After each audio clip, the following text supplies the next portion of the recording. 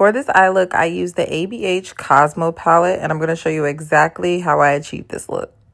Dipping into the shade Comet, I'm going to lightly use windshield wiper motions and put this over my whole eye. I'm doing this so I can just get the color on there so it can be over my whole lid. And then you're going to see me go back in, and then I'm going to start tapping that same color onto my lid. You always want to go and tap your shadows on. This will help you get the best color payoff. If you go in with just windshield wiper motions, that shadow probably won't come out as pigmented as you hope for.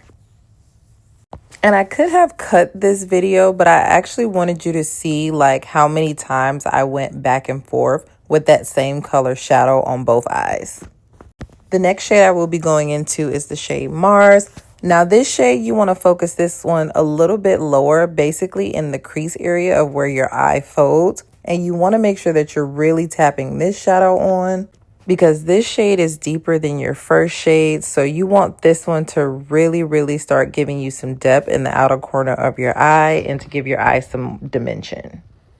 And you're just going to keep doing so until you get the desired color that you want.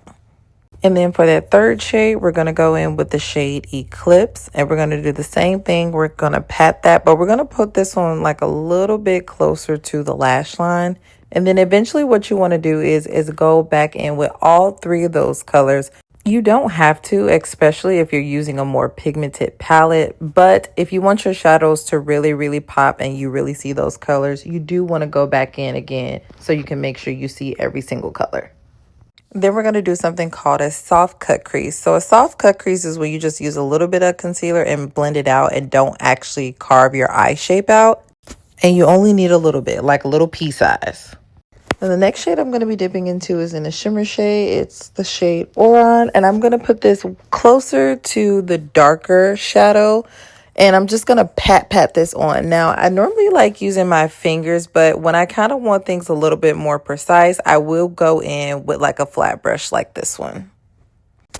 I really love mixing shimmer shades. So I'm then going in with the shade Supernova, and I'm putting that closer to my inner corner. And I'm just patting that on like the same way I did with the other shade.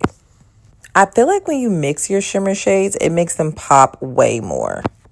And then I went ahead and just added me a wing. I remember when I used to be scared to add wings to looks. I used to always think like, oh, this will look so cute with a wing, but what if I mess it up? With wings, practice makes perfect. Don't be scared.